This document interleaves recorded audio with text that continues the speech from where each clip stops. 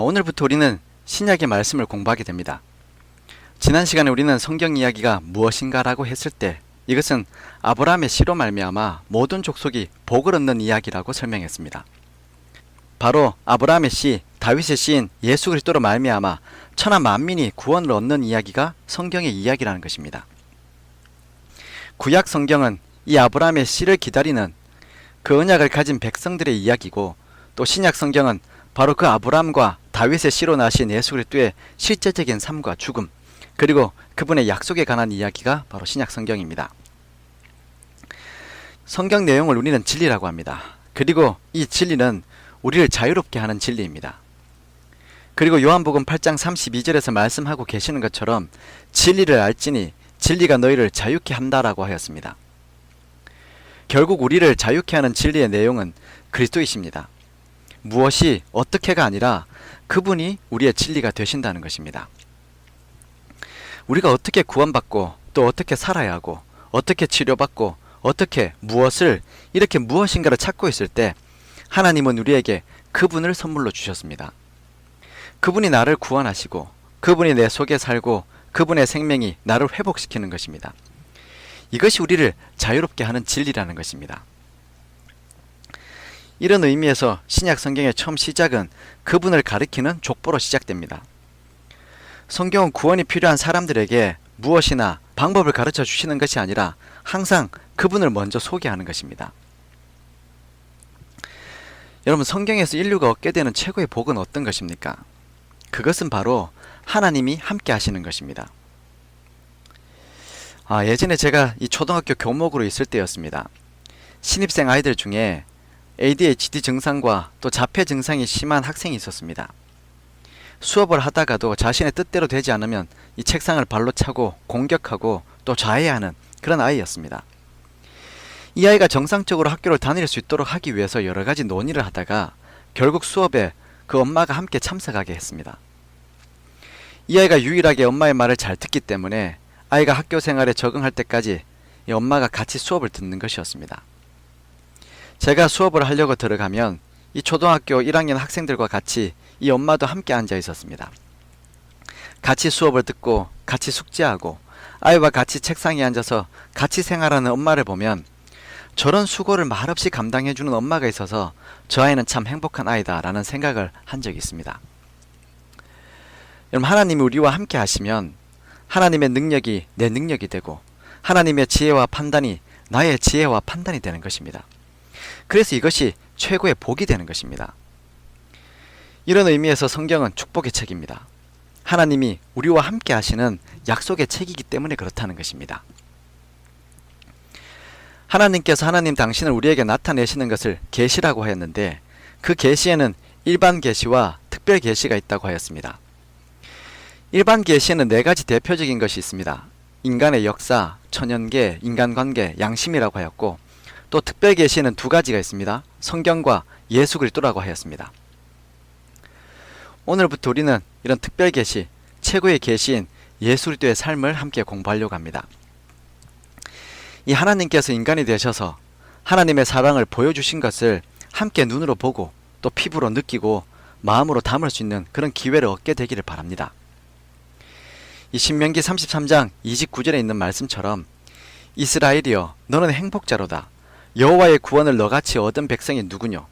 그는 너를 돕는 방패시요 너의 영광의 칼이시로다. 내 대적이 내게 복종하리니 내가 그들의 높은 곳을 밟으리로다 라는 경험을 우리 모두가 할 수 있게 되기를 바랍니다. 먼저 우리 교재를 보시면 베들레헴에서 다락방 전까지 예수님의 발자취가 요약되어 있습니다.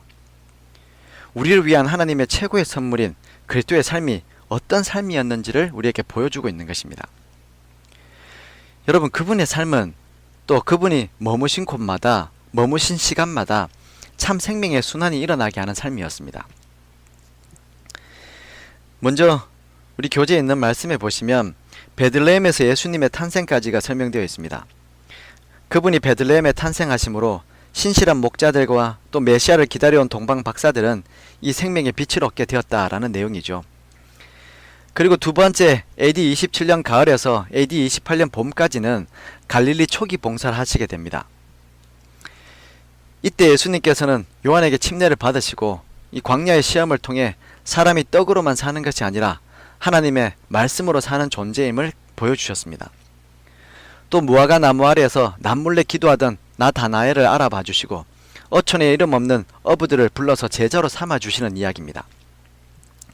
그리고 공생애를 시작하시면서 인생의 새 출발에 난감한 일을 당한 가나의 혼인 잔치집에 참여하셔서 물로 포도주를 만들어 칭찬을 듣게 하셨습니다. 그리고 이어서 AD 28년 첫 번째 6월절부터 29년 두 번째 6월절까지 예수님은 유대에서 봉사를 시작하십니다. 장사치들로 더러워진 하나님의 성전을 이때 정결하셨고 또 구원받고 변화된 삶을 고민하던 니고데모에게 거듭남의 원리를 가르쳐 주셨습니다. 또 천대받고 무시당하던 사마리아 여인을 아침부터 찾아오셔서 생명수 샘물로 물을 얻는 방법을 알려주셨고 이 38년 동안이나 베데스다 연못가에 누워서 기적을 바라던 그 중풍병자를 예수님께서 고쳐주시는 이야기입니다. 이런 이야기들이 이 유대 봉사에서 있었던 이야기입니다. 그리고 이어서 또 29년 두 번째 6월절부터 31년 네 번째 6월절까지 갈릴리와 사마리아와 이 페라에서 봉사를 하셨습니다. 이 기간 동안은 머뭇거리는 제자들에게 그물이 찢어지도록 고기를 잡게 하셔서 하나님의 말씀을 의지하며 사는 것이 어떤 것인지를 알려주셨습니다. 그리고 회당에 사기 들린 사람들, 또 병든 시몬의 장모, 그리고 조롱당하며 무시당하는 문둥병자, 이 죄책에 사로잡혀 어쩔 수 없었던 이 중풍병자, 또 말할 수 없어서 답답한 벙어리 귀신 들린 사람들, 12년을 하혈하면서 기운 없이 살던 한 여인, 그리고 앞을 보지 못하고 캄캄한 인생길을 걷던 소경들, 귀신 들려서 불이나 물로 뛰어들던 아이 등 이 수많은 환자들을 예수님께서 고쳐주시는 이야기가 이 AD 29년부터 31년 네 번째 6월절까지 있는 이야기입니다. 그리고 하나님의 나라의 새로운 질서를 말씀해 주시고 이 천국 비유나 씨 뿌리는 비유, 팔복, 또 반석 위에 세워진 집의 비유, 청지기 비유, 그리고 재판관의 비유, 선한 목자의 비유, 그리고 포도원 품꾼의 비유 등으로 눈에 가려져서 보지 못하던 진리들을 하나 둘 삶 속에서 풀어서 설명해 주셨던 기간이 바로 이 기간이었습니다. 뿐만 아니라 위기를 만나고 배고픈 인생들에게 떡 5개와 물고기 2마리로 먹이시기도 하고 또 풍랑이는 바다를 잠잠케 하시고 죽어버린 아이 때문에 죽음보다 더 두려운 슬픔에 빠진 이들에게 죽은 아들과 딸과 오빠를 살려 돌려보내 주셨던 기간이 바로 이 기간이었습니다. 그리고 이어서 AD 31년 네 번째 6월절에 이제 순환주간이 시작됩니다. 이 기간을 시작하시면서 예수님께서 말씀하셨습니다. 세상에 있는 자기 사람들을 사랑하시되 끝까지 사랑하신다는 것입니다. 그러면서 수많은 비유들과 교훈들을 예수님께서 이 순환주간 동안에 그 제자들과 사람들에게 나누어 주셨습니다. 여러분, 예수 그리스도의 삶은 하나님이 우리와 함께 하심으로 무슨 일이 생길 수 있는지를 보여주는 것입니다. 비록 이 이야기가 각 개인의 이야기지만 모두가 우리 삶에서 일어날 수 있는 그런 실제적인 일들입니다. 그들에게 그렇게 행하셨던 주님은 오늘을 살고 있는 우리에게도 동일하게 그러한 사랑을 표현하시는 분이라는 것입니다. 우리는 예수 그리스도의 이야기를 통해서 이토록 다양한 하나님의 사랑의 표현을 보고 듣는 것입니다. 여러분, 이 모든 일들이 남의 일이 아니라는 것이죠. 우리의 일이 될 수 있다는 사실을 우리가 이 성경의 본문들을 통해서 깨달을 수 있다는 것입니다. 이 에베소서 2장 19절에서는 그러므로 이제부터 너희가 외인도 아니요 손도 아니요 오직 성도들과 동일한 시민이요 하나님의 권속이라 라고 하였습니다. 예수님께서 만져주신 사람들과 우리는 동일한 하나님의 권속입니다. 그래서 그들을 만져서 고치실 때 우리도 고쳐주신다라는 약속과 보증을 우리가 보게 되고 듣게 되는 것입니다. 그러므로 여러분, 이제부터 우리가 시작하는 이 공부를 통해서 우리 모두는 믿음과 구원의 내용과 또 주체가 되시는 그리스도, 그 생명 그 자체가 되시는 분에 대해서 알아갈 수 있게 되기를 바랍니다. 여러분, 성경은 이 땅에 오신 예수님을 하나님이라고 설명합니다. 우리 빌립보서 2장 6절에 말씀하신 것처럼 그는 근본 하나님의 본체이시나 하나님과 동등됨을 취할 것으로 여기지 아니하셨다라고 하였습니다. 우리는 창세기를 공부하면서 참 생명이 무엇인지에 대한 정의를 내렸습니다. 하나님이 생명이 되신다라고 하였습니다. 이 생명이라는 것은 하나님으로 말미암는 것입니다. 그래서 이 생명은 모조할 수도 없고 다른 무엇으로 대신할 수도 없는 것입니다. 하나님이 바로 그 생명 자체가 되신다는 것입니다. 이런 이유 때문에 생명을 구원하시기 위하여 생명의 근원이신 하나님께서 직접 이 땅에 오신 것입니다. 이 일은 오직 한 분이신 하나님만이 이룰 수 있는 것이기 때문에 그렇습니다. 그래서 스가랴 4장 6절에 있는 말씀처럼 그가 내게 일러 가로되 여호와께서 스룹바벨에게 하신 말씀이 이러하니라. 만군의 여호와께서 말씀하시되 이는 힘으로 되지 아니하며 능으로 되지 아니하고 오직 나의 신으로 된다 라고 하였습니다. 또 사도행전 4장 12절에서는 다른 이로서는 구원을 얻을 수 없나니 천하 인간의 구원을 얻을 만한 다른 이름을 우리에게 주신 일이 없음이니라 라고 하였습니다. 여러분, 가짜로 사는 것의 이 단점과 또 진짜로 사는 것의 장점이 어떤 것입니까? 이 가짜로 척하면서 살면 너무 힘이 듭니다. 있는 척, 아는 척, 또 잘난 척 하면 한시도 편할 날이 없는 것이죠. 그리고 무엇보다 가짜는 열매가 없습니다. 실제적인 결과를 얻을 수 없다는 것입니다. 근데 진짜의 장점은 무엇입니까? 요란을 떨지 않아도 시간이 지나면 열매로 그 결과를 얻을 수 있다는 것이 이것이 진짜의 장점이죠. 여러분, 사단은 사람들의 일생에 다른 것이 있다라고 미혹하지만 결국 죽음이라는 결과를 바꿀 수는 없습니다. 오직 한 분이신 예수님만이 참 생명이시기 때문에 무엇으로도 그분 안에 있는 자들의 생명을 꺾을 수 없다는 것입니다. 그러므로 그 열매를 막을 수 없는 것이죠. 이것이 하나님이신 그분이 이 땅에 오신 이유입니다. 참으로 거짓을 깨뜨리기 위함이라는 것입니다. 이런 예수님께서 그 신성을 인성 속에 감추고 오셨다라고 하였는데, 여러분, 하나님이신 예수님께서 이 땅에 오신 것은 신비 중의 신비입니다. 우리 교재에서 설명하고 있는 것처럼 그분은 창조주이시고 신성하시고 만물의 주인이시고 또 거룩하시고 모든 생명의 근본이신 분인데, 그러한 하나님이 초라한 인생이라는 그릇 속에 자신을 담으셨다는 것입니다. 이 일을 우리는 말로는 할 수 없습니다. 예를 들면 큰 그릇을 작은 그릇 안에 담으십시오, 이렇게 말을 할 수 있지만 실제로 일을 할 수는 없다는 것입니다. 하나님께서 인성을 취하시고 이 땅에 오신 것이 바로 이런 기적 같은 놀라운 섭리입니다. 큰 그릇을 작은 그릇 안에 넣는 것과 같은 이야기입니다. 그러니 여러분, 우리가 말로 그냥 표현은 하지만 이 모든 것들을 다 이해하기는 어려운 것입니다. 너무나 신비스러운 것이죠. 이 일을 하신 그분은 우리들의 구원 또한 이루어 주신다는 것입니다. 이렇게 놀라운 그분의 존재 자체가 우리의 구원의 길이 된다는 것이죠.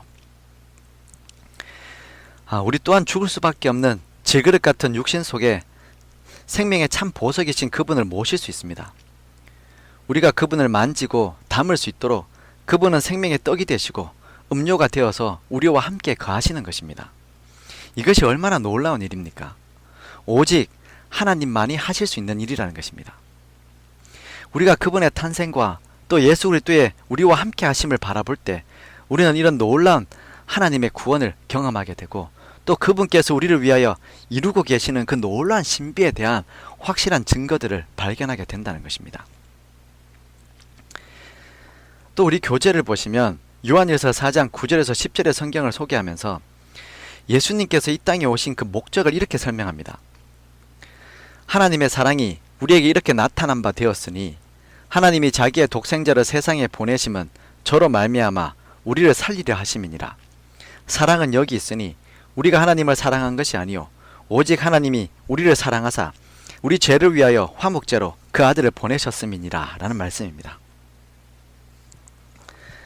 여러분, 성경은 우리에게 하나님의 사랑이 이렇게 나타난 바 되었다라고 그렇게 설명하고 있습니다. 이미 이전부터 있던 사랑이 예수 그리스도를 통하여 우리에게 나타난 것이다 라고 말씀하시는 것입니다. 그럼 사실 우리들의 인생을 살펴보면 우리는 뭐 하나 정해진 것이 없는 불안한 존재들입니다. 앞으로 몇 시간 후에 무슨 일이 있을지, 또 어떤 사건과 사고를 당하게 될지 우리는 아무도 모릅니다. 세상이 우리가 아는 것보다 모르는 것이 더 많고, 또 정해진 것보다는 정해지지 않은 것이 훨씬 더 많이 있습니다. 우리가 하나님을 믿는 것도 마찬가지죠. 우리가 하나님을 향하여 무엇을 확증할 수 있습니까? 우리의 믿음을 확증할 수 있습니까? 5년 후에, 10년 후에 우리의 믿음을 우리가 어떻게 확증하고 살 수 있겠습니까? 그럼 사람들은 자신이 가진 사랑도 확증할 수 없습니다. 결혼을 하면서 검은 머리가 백발이 되도록 사랑하겠다라고 큰 소리로 약속하지만 그러한 사랑도 몇 년이 지나지 않아서 확증하지 못하고 잃어버릴 때가 있다는 것입니다. 우리는 아무것도 확증할 수 없는 불완전한 존재들입니다. 근데 우리와는 다르게 하나님은 우리들을 향하여 예정하시고 확정한 것이 있다는 것입니다. 그것이 무엇입니까? 여러분, 로마서 5장 8절에 있는 말씀에 우리를 향하여 확정하신 것에 대해서 분명하게 이렇게 설명하고 있습니다. 우리가 아직 죄인 되었을 때에 그리스도께서 우리를 위하여 죽으심으로 하나님께서 우리에 대한 자기의 사랑을 확증하셨느니라 라는 말씀입니다. 여러분, 이 죄인 되었을 때라는 말이 어떤 말입니까? 우리가 여전히 연약할 때, 아무것도 할 수 없을 때, 그럴 때 우리를 향하신 하나님의 사랑이 그분의 죽으심을 통해서 확정되었다는 것입니다. 비록 우리는 우리들의 인생에서 아무것도 확정할 수 없는 존재들이지만 그런 우리들에게 확정된 것이 있는데 바로 하나님의 사랑이 우리에게 확정되어 있다는 것입니다. 우리를 위하여 그리스도의 십자가가 확정되어 있고 우리를 위하여 그분의 말씀이 확정되어 있고 우리를 위하여 구원과 소망이 확정되어 있다는 것입니다. 그래서 사도 바울의 권면처럼 너희가 믿음에 있는가 너희 자신을 시험하고 너희 자신을 확정하라. 예수 그리스도께서 너희 안에 계신 줄을 너희가 스스로 알지 못하느냐. 그렇지 않으면 너희가 버리온 자니라 라고 고린도후서 13장 5절에서 말씀하고 있습니다. 여러분, 이 말씀처럼 우리 자신도 확정하고 살아야 한다는 것이죠. 왜 그렇습니까? 하나님께서 우리를 향한 그분의 사랑을 이미 확정해 두셨습니다. 그래서 모든 그리스도인은 나를 향한 하나님의 사랑이 확정되어서 흔들림 없도록 그렇게 정해진 은혜 속에 살고 있다는 것입니다. 그래서 어떤 사람이든지 그런 하나님의 사랑 안에서 자기 자신을 확정하면, 하나님을 향한 나의 믿음을 확정하면, 그러면 여러분, 하나님의 은혜가 우리에게 임하는 인생을 살게 된다는 것이죠. 흔들림 없는 인생을 살 수 있게 된다는 것입니다. 우리를 위하여 그리스도의 십자가가 확정되어 있고 우리를 위하여 그분의 말씀이 확정되어 있습니다. 우리를 위하여 구원과 소망이 이미 확정되어 있다는 사실을 우리는 믿고 사는 사람이 되어야 된다는 것입니다. 그런 사람들을 우리는 그리스도인이라고 부르는 것이죠. 그렇게 살면 우리의 인생이 흔들리지 않는 삶의 기준을 가지게 된다는 것입니다. 오늘 여러분과 제가 이렇게 흔들림 없는 인생의 기준을 가진 성도가 되기를 바랍니다. 이 구약의 역사에서 인생은 하나님을 떠나서 스스로 의지하며 향방 없는 인생을 달려왔습니다. 그리고 그들이 얻은 결과가 무엇이었습니까? 우리가 이미 살펴본 이 구약의 인생들을 살펴보면 그들이 얻은 인생의 결과는 결국 아무것도 없는 제로였습니다. 그렇게 달려가면 인생은 제로 인생이 된다는 것입니다. 그런데 그렇게 사라져버린 인생을 위해서 하나님은 이미 구원의 길을 확정해 놓으셨다는 것입니다. 그런 인생을 구원하시겠다라고 하나님은 이미 마음을 정해 놓으셨습니다. 그래서 누구든지 손을 뻗으면 하나님께서 그 손을 거절하지 않으신다는 것입니다. 누구든지 하나님께 갈급한 심령으로 간구하면 하나님께서 못 들은 채 하지 않으시겠다는 말씀이 우리를 향하신 그분의 사랑을 확정하셨다는 이야기입니다. 여러분, 제가 부탁도 하지 않았는데 누군가가 나를 도와주기로 이미 결심하고 있다면 여러분, 그것이 우리에게 얼마나 큰 축복이 되겠습니까? 바로 하나님께서 지금 우리를 위하여 그분의 사랑을 확정해 놓고 계신다는 것입니다. 그래서 누구든지 주님 앞에 나가고 누구든지 그의 이름을 부르면 하나님께서 시행하신다고 하셨습니다. 오늘 여러분과 제가 이런 하나님의 사랑의 확증을 믿고 살 수 있게 되기를 바라고, 또 우리 또한 우리의 인생의 방향을 하나님을 향하여 확정하고 사는 지혜로운 인생이 되기를 바랍니다. 우리가 비록 아무것도 정해지지 않고 또 정할 수 없는 연약한 인생들이지만 믿음으로 우리에게 확증된 하나님의 사랑을 굳게 믿어서 마음에 새기고 그 사랑을 의지하고 나아가는, 정말 날마다 더 분명해지고 선명한 믿음의 삶을 삶으로 하나님 앞에서도 하나님의 백성으로 더 선명하게 구별되는 그런 믿음의 삶을 다 살 수 있게 되기를 바라면서 오늘 시간을 줄이도록 하겠습니다. 우리 함께 기도하시겠습니다. 사랑하는 우리 주님, 오늘 우리를 향하여 하나님의 사랑을 확증해 주신 우리 그리스도의 그 삶의 모습을 계략적으로 살필 수 있게 해주셔서 감사합니다. 주님, 우리는 연약한 사람들이고 죽을 수밖에 없는 죄인이지만 하나님께서 그런 우리를 위하여 지금도 일하고 계신다는 사실을 알려주셔서 감사합니다. 주님의 공생의 기간 동안 만났던 그 수많은 사람들에게 나누셨던 하나님의 생명이 오늘 우리에게도 전달될 수 있도록 주님 축복하여 주시옵소서. 그래서 우리의 날마다의 삶이 우리 주님을 바라보고 가는 그런 믿음의 삶이 되도록 주님 매사에 교훈하시고 인도하여 주시옵소서. 오늘도 연약한 우리의 삶을 하나님께 구별합니다. 하나님 동행하셔서 영광받아 주시옵기를 예수님 이름으로 기도드립니다. 아멘. 네, 감사합니다. 우리 또 다음 시간에 뵙도록 하겠습니다.